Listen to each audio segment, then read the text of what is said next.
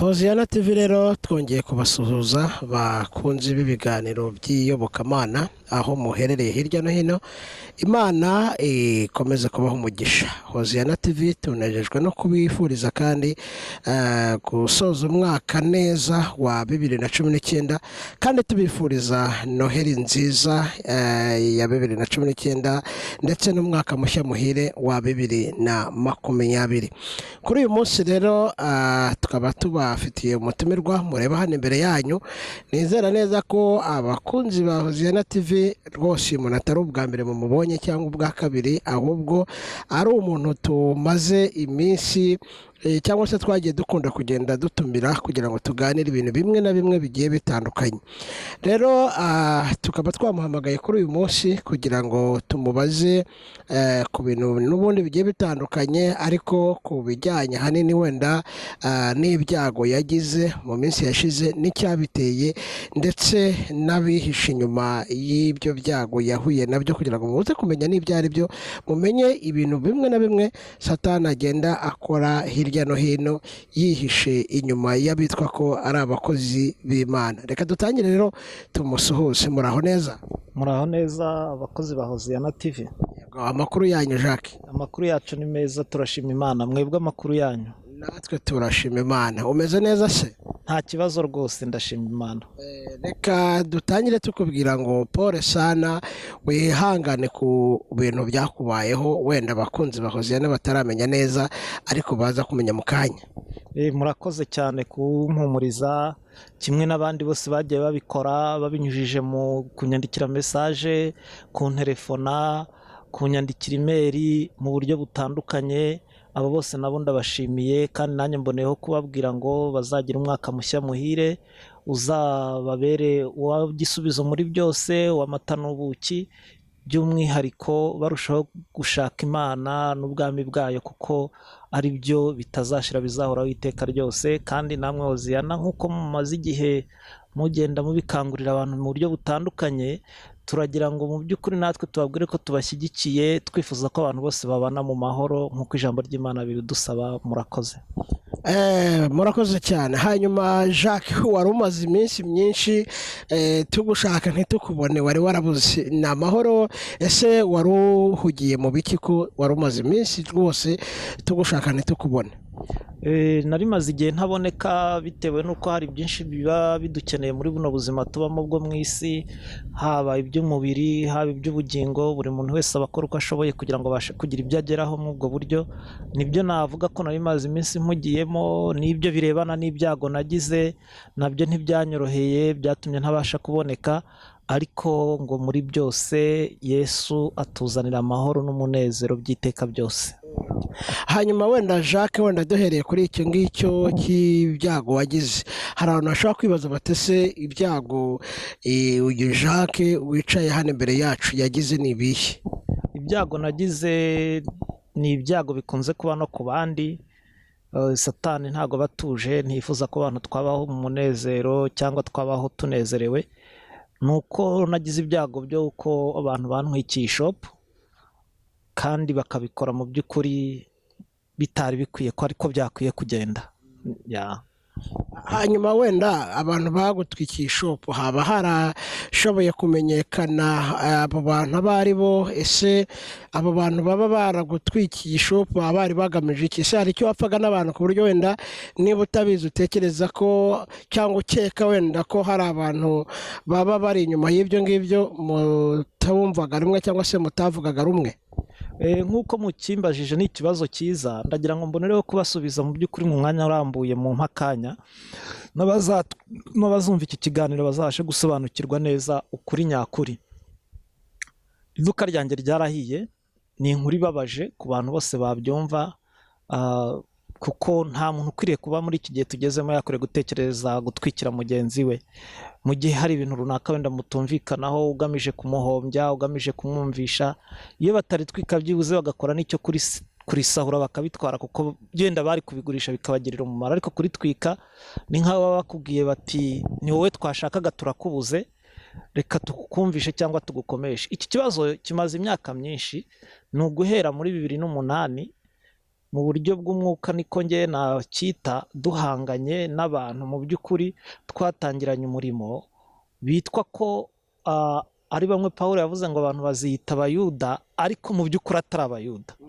Ni ukuvuga ngo rero nagiye mpura n'ibigeragezo byinshi bitandukanye kubera kutumvikana nabo ku kijyanye n'imikorere na viziyo twari dufite mu murimo w'Imana, ku buryo hari n'igihe kigeze kibaho mfite gahunda y'ubukwe, abantu babwica bitwaje gukoresha abahanuzi kugira ngo ubukwe butabera muri Afurika y'Epfo, hakazamo abapasiteri bavuye mu Rwanda, hakazamo abapasiteri tubana b'inshuti zanjye baba ahandi n'ahandi, tukaba twavuga ukuri kw'ibyo bibazo. Ni ukuvuga ngo bakoze intambara zose zishoboka z'umubiri, kuko njye sinazita iz'umwuka, zishobora kuburizamo ko habaho kwicara abantu bakavuga ukuri kw'ibibazo byabaye mu murimo w'Imana muri South Africa. N'ubundi rero bumvishe ko mu bihe byashize mwagiye mubona ibiganiro nagiye ntambutsa bitandukanye, ngaragaza ibitagenda neza, ngaragaza ibitari gukorwa neza, aho ejo bundi ho nkoreye mu kuvugisha ukuri kurenze ku buryo bari bitwaye mu birebana n'igiterane twari turi gutegura, cyateguye bene data b'Abarundi bagira ngo turebe uburyo twatangira guhuza amagufa yatatanye ameze nk'amwe Ezekiyeli yeretswe ari mu kibaya. Ntago abafite kurwanira imyanya banejejwe nabyo, kuko bari kurwanira imyanya ya hano mu isi itari iyo mu ijuru, kuko ibaye iyo mu ijuru bashaka icyatuzana amahoro mu bandi. Bakoze ibishoboka byose, nyuma bumva ko mfite gahunda y'ubukwe, bashakisha uburyo bamenya umugeni kugeza ntiri nawe ntabamuzi.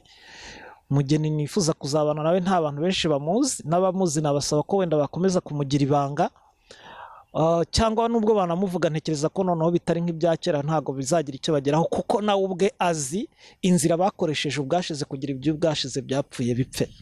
None se wenda Jacques tukurogoye gatoya kuri abo bantu b'umurimo, hari abantu bashobora kwibaza bati ese Jacques ko tumuzi mu Rwanda, yakoreye umurimo mu Rwanda, ari umwe mu bayobozi bakomeye muri ADEPR mu by'urubyiruko, ndetse na hano muri South Africa akaba yarabaye mu buyobozi. Hari abantu rero dukeneye wenda ko bava mu rujijo, ese abo bantu utekereza cyangwa se uvuga ko bari inyuma y'ibyo ni abo mu gihugu cy'u Rwanda mwayoboranaga cyangwa ni aba hano muri South Africa? Nta muntu wo mu Rwanda n'umwe dushobora kugirana ikibazo, ntekereza ko nta n'uwo tuzakigirana. No kuba narabaye mu buyobozi bwo mu rubyiruko rwo mu Rwanda ntabwo nari umuntu ukomeye, nari umuntu usanzwe nk'abandi. Naha nari umuyobozi mu rubyiruko ariko ndi umuntu usanzwe nk'abandi. Gusa iyo uri mu buyobozi hari ibyo umenya bigenda neza n'ibitagenda neza.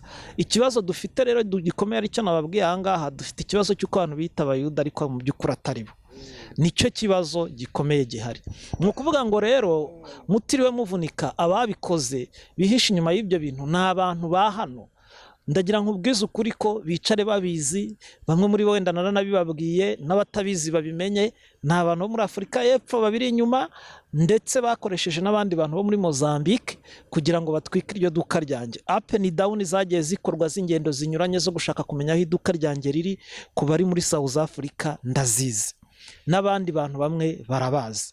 Yewe ndagira nkubwire ko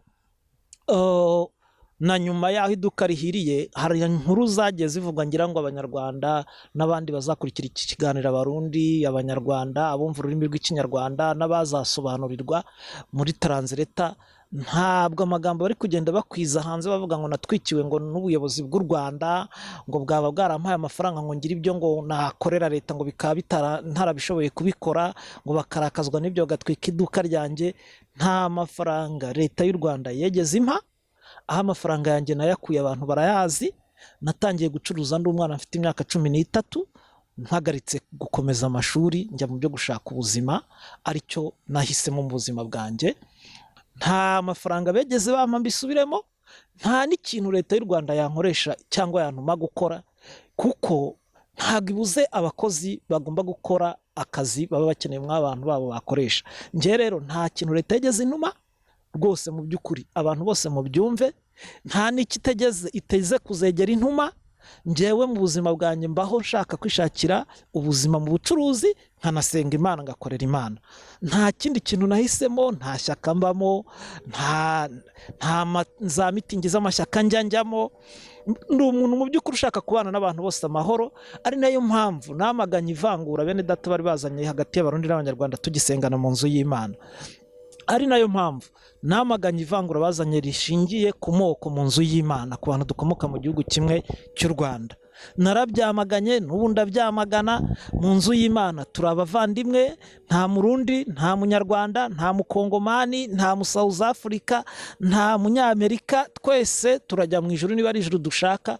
Tugomba gufatana amaboko, tugasengera ku mugozi umwe, tugakora ibintu mu buryo bwiza bwafasha abantu bose bikabagirira umumaro, ntawe ubogamiwe. Hari ikibazo rero gikomeye dufite, njye nakita niba ari ukugira ibitekerezo biri hafi cyangwa bireba bugufi cyane, abayobozi dukunze kugira, kandi ugasanga bari taraka cyane bavuga ko bize, bafite ubwenge bwinshi. Buriya ni ubumenyi bwo mu ishuri. Ubwenge bwiza nyakuri n'ubwenge buva ku Mana, nibwo bufite umumaro, bwereka abantu kureka gukora ikibi, bugakangurira abantu kwihana ibyaha, bugakangurira abantu gukorera Imana, bugakangurira abantu kumenya umuyobozi ukwiye kuyobora abantu mu ijambo ry'Imana uko akwiye kuba ameze. Hanyuma wenda Jacques, ndagira ngo wenda tugende gake gake, hari ibintu wenda turi bugende tukubazaho. Niba atari ibanga, uvuze ko watwikiwe ishopu kandi ababiri inyuma waba wenda ubazi. Ese urabazi by'ukuri cyangwa urabakeka? Wenda kuko hari ukuba ubakeka, hari no kuba ubazi, hakaba noneho hari n'ibihamya waba ufite. Wenda ushobora kuba udashaka kubitangaza aka kanya, ariko hakaba hari ibihamya bigaragara by'uko uzi abo bantu neza baba baragutwikiye. Ikindi uradusubiza, niba atari ibanga wenda kugira ngo abadukurikiye babashe kumenya, wenda tuzagenda tunanyuzamo n'amafoto wenda y'iyo shopu yawe yahiye. Ese yaba yari ifite agaciro k'amafaranga angahe? Yari ihagaze amafaranga angahe waba warahombye? Mwene data, nsubije kuri icyo cya mbere ngo naba mbazi ngo cyangwa mbakeka, nabo ubwabo barabizi neza ko mbazi, kandi hari n'ibimenyetso bihamya ko nabo ubwabo babikoze. Umuntu nk'ibiganiro nagiye nkora, nagiye mu kiganiro bwa mbere ari bo biturutseho. Umuntu ahagaze mu rusengero ari umuyobozi akavuga ngo abakora amanama ngo arimo banaka wenda na banaka, ngo sindi kumwe nabo, kandi hari igihe mwaba mwarakoranye izindi nama muri kumwe nawe, akongera akanavuga ngo ibizababaho bizakurikira ntimuzabimbaze. Uwo muntu aba ashatse kuvuga iki? Uri umuyobozi mu nzu y'Imana. Ushatse kuvuga se yuko hari umwe mu bayobozi wenda wavuze iryo jambo akavuga ko hari ibintu bibi bizababaho? Yarabivuze ari no mu materaniro, atari ukuvuga ngo ni inama y'umwihariko y'abayobozi bayoboye abandi, no, mu materaniro rusange. Yabivuze nk'ubuhanuzi cyangwa yabivuze ashimangira yatura ko hari ibintu bibi bizababaho? Yabivuze mu gihe cy'amatangazo. Ntabwo rero ubwo bwari ubuhanuzi, yari amatangazo. Icya kabiri, mugenzi we yegeze atangaza mu rusengero ngo bansohore kubw'ikibazo nari mubajije nti ntukwiriye, kandi rwose n'ijambo ry'Imana niko ribivuga, ntukwiriye kongera kuduhagarara imbere utubwira iby'umwuka hatarabaho kwihana no guca bugufi ku byo wakoze wagizemo uruhare kandi bigikomeje. Asaba ko ngo ngiye bansohora. Harimo abaje kunsohora, abandi baravuga ati no, nta mpamvu yo kumusohora mufite, nta burenganzira, hani mu nzu y'Imana, ni urusengero, twese tururimo twaje guterana, uwabajije niwe wakwiriye kwishyura ikibazo amubajije, mwebwe ntimukwiriye no kumusubiriza. Ni ukuvuga ngo hari agakundi k'abantu bakeya bafite umutima ntamenye uko ngewe mwita cyangwa nkugereranya, bihisha mu kintu cyitwa ko bari gukorera Imana ariko bafite ikindi kintu bari gukorera. Ngewe rero abo ngabo nibo ndominaho nkavuga nti harimo bagiye bakora up and down zijya muri Mozambique, harimo bagiye bakora iperereza ryo kumenya aho iduka ryanjye riri, nta sheya yabo yari irimo, nta nubwo bari bakeneye kujya kundangurira cyangwa kugurayo ibintu runaka ngo bari cyo cyabajyanyeyo cyangwa gituma bari kubaza aho iduka ryanjye riri, kandi ntibyari bibananiye kuba basanga ngiye nyir'ubwite ngo banyibarize ndibarangire. Ni ukuvuga ngo rero ibyo ni tumwe mu tumenyetso duto nshaka kukwereka, ariko hari n'ibindi bimenyetso bigaragara. Guhomba ko narahombye, bivuga ngo byari bifite agaciro kangahe? Muntu w'Imana, ni amafaranga menshi ku buryo abantu benshi ndababwiye nabo bazarebere ku gaciro, muzaho ibintu bigeze, murebeye ku mafoto ibyangiritse uko bingana. Harimo amafirigo arenga 5, yari atandatu, hari harimo inshyashya twari tukigura, hari harimo ibintu by'umutungo nashoyemo. nayitangiye muri 2000 sigisa ari ritoya, muri 2006 nza kugeraho ndabihagarika.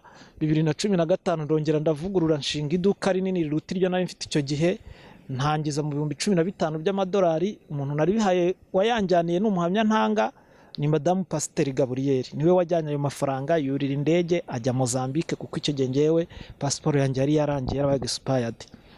Hari n'abagenda bavuga ngo ryaba ryaratwitse ngo uriya mwene data warikoreragamo. No, abantu bose babyumve, nta ruhare mwene data yigeze agira mu itwika ry'iduka ryanjye, kuko twagabanaga inyungu bugena bugenge, twari dufite uburyo twumvikanyeho cyo kuba twatezanya imbere. Ntabwo ari wari guhindukira ngo ajye kuri twika yunguka ikisi. Yaba ari ibyo agambiriye yari kuba yanarigurisha, kuko abantu benshi ntibari bazi ko ari iryanjye, bari bazi ko ari irye, agafata amafaranga akajya mu Burayi, akajya mu Rwanda, se akajya n'ahandi. Ntabwo icyo yagikoze. Ntabwo rero ari wari gukora ibyo. Ababikoze ni abo bene data, mu rwego rwo kuvuga ngo banca intege, kuko ubukwe bwa mbere babwishe bakoresheje abahanuzi. Ubwo mfite mu mwaka uza babwice, wenda umukobwa we yakumva ko nahombye, yumve ko agomba gucika intege kuko nabaye umukene. Ariko mu rukundo ntago habazamo ubutunzi. Urukundo ruterwa n'umutima w'ukuntu umuntu akunda undi.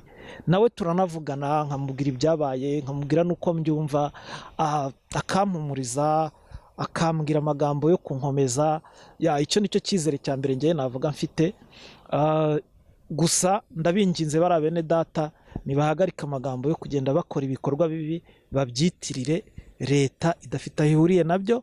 Nta muntu n'umwe wagize uruhare mu bintu byanjye keretse abo bene data, mu rwego rwo kugira ngo gusa bampombye, kubera ko bumva ko nituramuka tugiye mu biganiro n'abakozi b'Imana bazi umurimo w'Imana uko ukorwa, harimo abazahura n'ibibazo runaka, bagakubitwa akanyafuse, cyangwa bagakorwa mu myanya y'ubuyobozi se, hakabaho kwihana ku mugaragaro se. Nk'ubu ngenda asaba ngo nihabe igiterane cy'isanamitima ku mugaragaro, abantu bihane ku mugaragaro, cyaba bireke finish.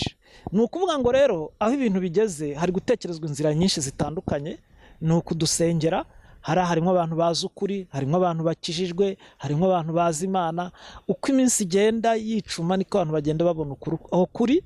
Mu minsi yashize ndagira nkwibutse ko ku kiganiro duheruka kugirana bahise bakoresha inama y'itorero, bagaragaza ibyo navuze. Icyabateye kubikora nacyo ndakizi. Umwe muri bo yashakaga kugaragaza ko mugenzi wari ugomeje guteza ibibazo mu itorero, yumva ko wenda abakristo bavuga bati uyu muntu ahagarare, abona abakristo baricecekeye. Bamwe bagiye banambaza mbere y'uko inama ibatese, ibi bintu tubyitwaremo dute? Ndagira nti muzabahime mwicecekere, bavuge bisubize. Mwebwe mureke dukomeze umurongo twihaye, dusenga Imana. Imana yacu ifite imbaraga, ifite ubushobozi, ihindura ibintu igihe icyo ari cyo cyose ishakiye guhindura ibintu. Ntikererwa, njya mbivuga, kandi ntinihuta. Iherezo ndizera ko tuzaba mu itorero buri umwe wese yibonamo nka mugenzi we, rizira iryo vangura ry'amoko bazanye, rizira iryo vangura ry'uturere bazanye, rizira ivangura ry'ibihugu bazanye, tukabana nka bene data. Hanyuma wenda twibutse abakunzi ba Hoziyana TV ko iyo turimo tuganira ari umucuruzi hano muri South Africa mu mujyi wa Cape Town, ndetse akaba ari n'umucuruzi muri Mozambique, ndetse iryo duka rye ryari Mozambique akaba ari ryo ryatwitswe. Avuga ko kuri ubu ngubu hamaze kumenyekana abihishe inyuma y'itwikwa ry'iduka ryiwe. Hanyuma wenda Jacques, hari icyo wavuze, uravuga uti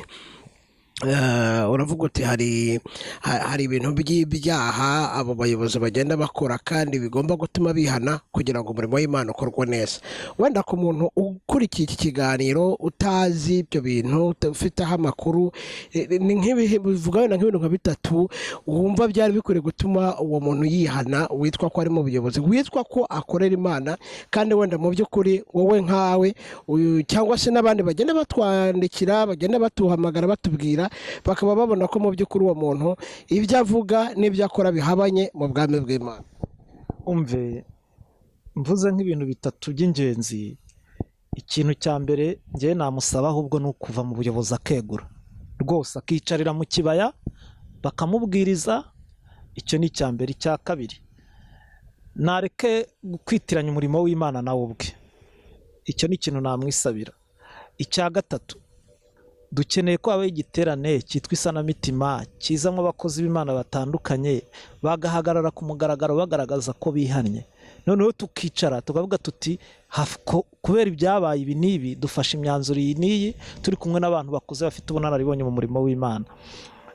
Njyewe nicyo navuga, gusa hari ikintu kirenze urugero ntajya nihanganira mu buzima bwanjye narwanyije kuva nkiri n'umwana, ikintu bita ivangura mu murimo w'Imana, ryaba iry'amoko, ryaba iry'uturere, ryaba iry'ibihugu.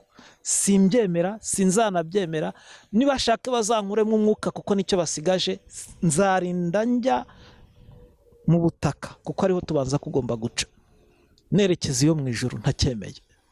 N'umuntu wese unzi azicara azi ko icyo kintu nakirwanyije kuva nkiri umwana. Erega bazabaze amateka yanjye kuva mu Rwanda, babaze pasiteri wanjye, Imana izamfashe gusa azaze hano nk'uko abyifuza. Nawe yambwiye ko ikintu asaba Imana arifuza kuzahagera akabona abantu babiri. Akeneye kubona umuntu bita Yonasi, Diyakoni, Papa Mikore, kuko niwe muntu wa mbere wandwaje mu gihe nari ndwaye, n'uwo bita Beda wagiye muri Amerika, ku buryo yajyaga aza kunsura yihishe bene data, kubera ko bamwe barandwanyaga ngo n'ubundi ngo ngiye ngushyigikiye Abarundi, ngo kuvunika nagize ngo ni Imana yampannye, bakirirwa bapakiye abantu mu modoka bazana kwa muganga ngo barebe ukuntu Imana yangize. Ariko si uko ko Imana yarampannye, tujye tuvugisha ukuri, ubu Imana yarampannye. Icyo ni uwo ni wo muntu wa mbere bifuza kubona abapasiteri bamwe, kuko nagiye mubasobanurira. Uyu munsi wa none bari gukora ibishoboka byose kugira nawe bamwanduze. Muri iyi rekodi ndabimusabye rwose, Diyakoni Yonasi, ndakwinginze no mu nama z'ubutaha jya ujyamo wicecekere witurize. Uri umuntu abantu tuzi nk'umuntu ugerageza gukizwa, wikiyanduza. Nk'ejo bundi barakubajije ngo uvuge yuko ngo twarariye ngo barazanye ibyo kurya ngo barabyanga, ngo turi kumwe na bene data mu nama na pasiteri Kazura n'umutangabuhamya ntanze, ibyo kurya byaraje, Kazura arabirya, bo baravuga ngo bari mu masengesho. Yonasi yari ahari, kandi wasubije icyo kibazo bwa mbere ngo bari mu masengesho n'uwejo bundi wanavuze ngo ntibazarya ngo kubera umutekano w'Abanyarwanda. Navuga umutekano ku giti cye ariko kwitirira itorero muri rusange. Niba afite ikibazo nakivuge ku giti cye, avuga ati bene data kubera impungenge zanjye bwite mureke dusangirire hamwe ku meza amwe, numve ko wenda narya ndi happy nta kibazo mfite. Ariko areka gufata abantu bose bakusanyirize mu gatebo kamwe abitirira ibintu batamutumye. Icyo nicyo nshaka kuvuga.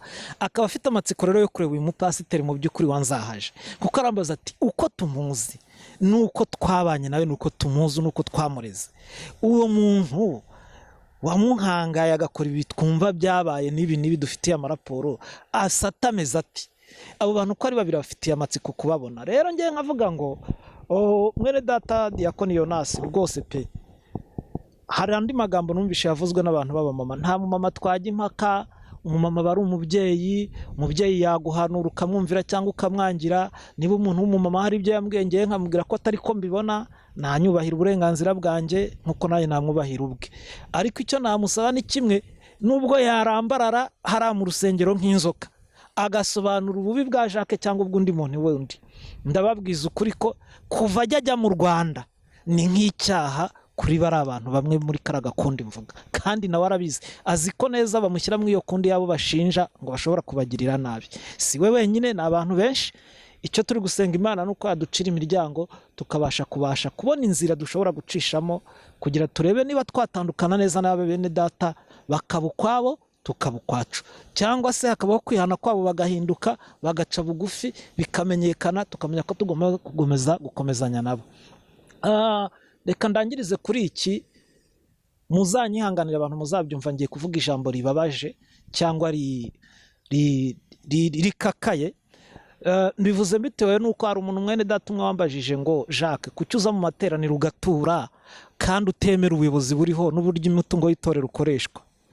Ibya Kayizari mu bihe Kayizari.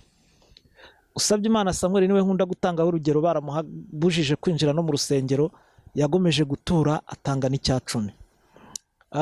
Hari n'inkuru nagiye numva bavuga ngo nibo bantuma. Oya, mbivugiye ku mugaragaro. Sanzu Rwimo ntiyantumye kubarwanya, Usabye Imana ntiyantumye kubarwanya, representa Fremu ntiyantumye kubarwanya. Nabavuze nk'ababyeyi batubyara mu ijambo ry'Imana, nagiye mbwira ku kibazo kiriho hakagira icyo bangiraho inama runaka. Kubw'ibyo rero hari n'abandi bapasiteri benshi tuvugana kuri ibi bibazo babizi, bafite ukuri kwabyo, babikoreye na za raporo zitandukanye. Ntihabeho kuvugisha ukuri.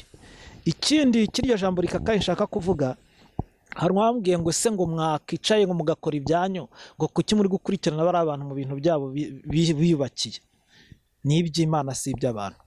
Abantu babyumve gutyo, twatangiye dushaka gukora umurimo w'Imana, si iby'umuntu. Nubwo habayeho guca mu itorero ibice bakajya hariya, gahini cyangwa shitani ushaka kuyirwanya, nubwo yaguhungira mu musarani, kuko satani yo nta mpuhwe izakugirira. Ubashije kubonye imbaraga zo kumurwanya ukamushobora, nubwo yagungira muri wese, musangemo, umukubitiremo, avemo yihana, cyangwa se ananirana umukingiremo agume muri iyo wese. Niyumva umuntu ukurimo azaca bugufi yihane, cyangwa se azayigumemo. Nicyo navuga. Hanyuma wenda Jacques, dusa nk'abagenda basatira umusozo w'ikiganiro cyacu cy'uyu munsi, hari abantu bamaze iminsi batubaza ko bakeneye kugira ngo basobanukirwe neza ibijyanye n'isubikwa ry'igiterane cyangwa se igikorane cyagombaga guhuza abanyarwanda n'abarundi hano muri South Africa, by'umwihariko mu mujyi wa Cape Town. Ibyo bintu hari icyo ubiziho? Narabivuze mu kiganiro cy'ubwashize, nge ndabizi, niteguye kuzazana n'abahamya bemeza ko yavuze ku mugaragaro ko bo batazarya. Asekanisha abantu imitwe, arangije afata umwanzuro wo ko korali itajyayo mu buryo bunyuranyije n'amategeko agenga korali. Korali ni umutwe wigenga ukorera handa y'ubuyobozi bw'itorero, ukagira ibyo ukora, ugaha raporo ubuyobozi bw'itorero, ukagira n'aho uhurira n'ubuyobozi bw'itorero. Ntago korali ari umutwe w'umuntu wese agenda gukandagira uko yishakiye, hari amategeko awugenga. Kandi niba yumva ku giti cye, si we wenyine, hari n'abandi bafatanyije mu ubwo buryo nababwiye. Ni abantu bane, nk'uko nabivuze, nibo bateza ako kajagari dufite, nibo bateza ibyo bibazo, nibo bantu bigize abantu bazi kumenya amoko y'abantu, bazi kumenya abantu ibihugu bavamo. Ariko ikiteye agahinda, bamwe uzasanga baridekaraye nk'abarundi, abandi bidekaraye nk'abakongomani. Uranga abakongomani wikoresha ibyangombwa byanditseho kuri umukongomani, ukanga abarundi ufite ibyangombwa yanditseho kuri umurundi. Urumva abo bantu imitekerereze yabo ukuntu imeze. Ntekereza ko ari ba bantu abashakashatsi mu by'ubumenyi bw'ubwonko bw'umuntu bashobora kuba bashyira mu cyiciro cya nyuma cya 5 cyangwa icya 4.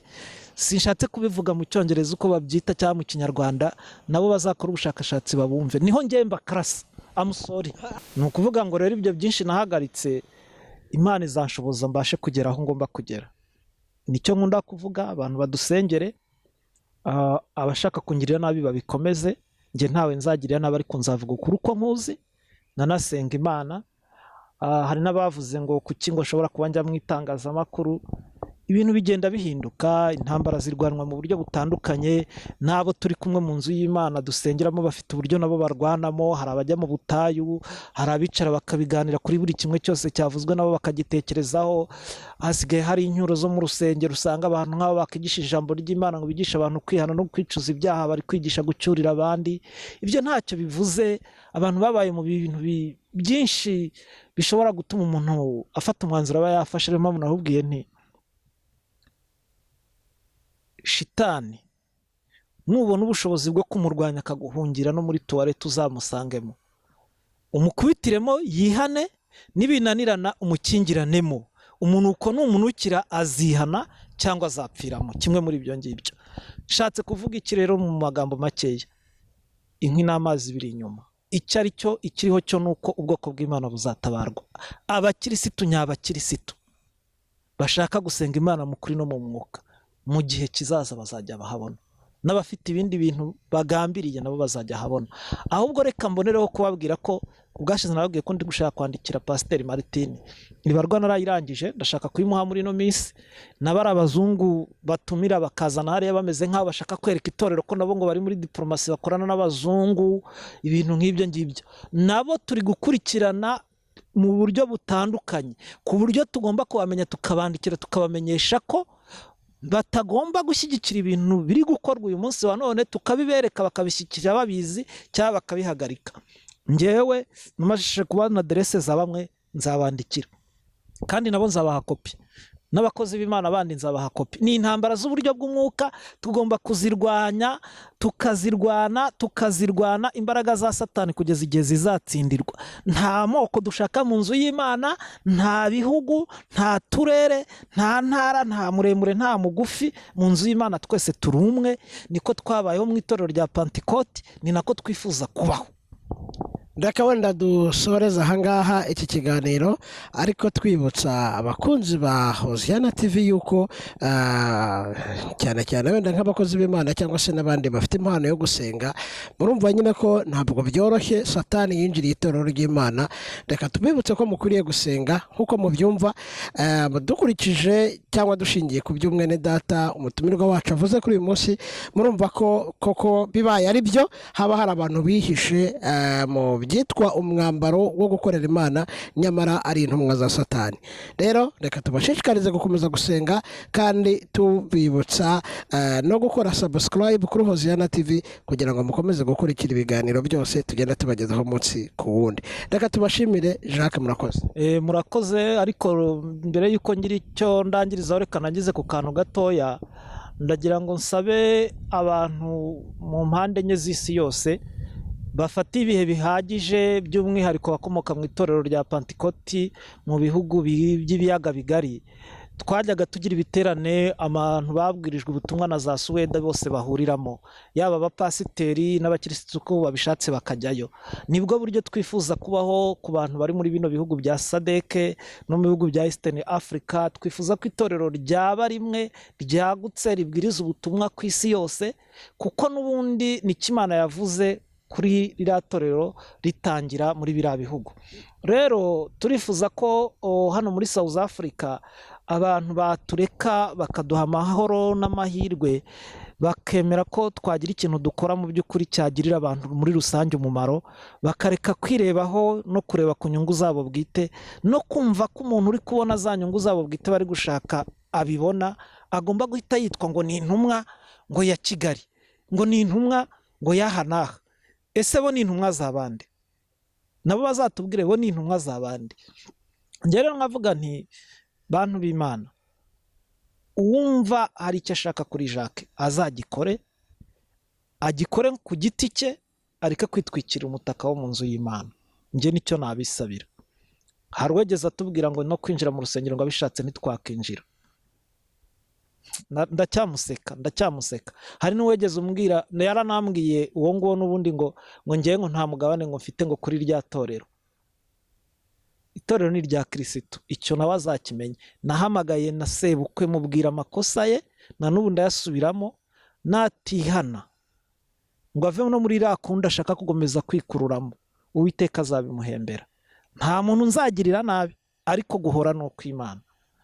N'iki kibazo cyanjye, hari abantu nzi inzira nyinshi umuntu agize ibibazo agomba gucishamo ikibazo cye kikabonerwa igisubizo.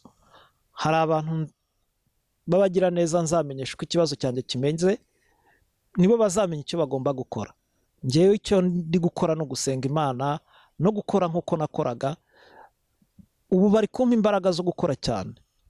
Ibyo bakoze bituma ngira imbaraga zo gukora cyane, nkanasenga cyane. Ntago nsinziriye, kandi njyewe ntago nacitse intege. Narangiza mvuga ngo Uwiteka azaha umugisha abantu bose bazadusengera. Bibaye ngombwa itorero rya ADEPR ryazafata umwanya uhagije wo gusengera umurimo w'Imana muri Afurika y'Epfo. Nitwe bantu ba mbere muri bihugu bya SADC dufite ibigeragezo kurusha abandi. Ndabizi neza, Mozambique njyayo ngasengerayo, Zambia njyayo ngasengerayo, Zimbabwe hari amatorero n'ahandi. Ariko twe muri Afurika y'Epfo turugarijwe ku buryo birenze uko abantu bumva ikiganiro babyumva, kuko twe turi muri tere y'ikibazo nitwe tubizi. Hari n'abagiye bavuga ngo itorero ryanjye ngo ubuyobozi bwa Mozambique ngo rwarabigizemo uruhare. Sibyo, nacyo ni ikinyoma. Nta muntu wo muri Mozambique n'umwe dufitanye ikibazo. Ntekereza ko nta n'uwo tuzakigirana. Imana izabindinde. Abantu dufitanye ibibazo mu buzima bwanjye ni aba bene data bonyine twatangiranye umurimo, n'amashumi yabo bagiye bazanamo nyuma. Si bibi kuba bari kubazana, ikibi ni uko babazanye kubagira ibikoresho byo kuturwanya, kugira ngo dute umurongo, bo bafata undi murongo utandukanye n'umurongo twari twarahisemo. Ahubwo mbona bari bakora ibintu bisa, sinzi uko nabyita. Amusori. Imana ibaha umugisha. Murakoze. murakoze cyane rero bakunze ba Hoziyana mukomeze kugubwa neza aho muri hirya no hino.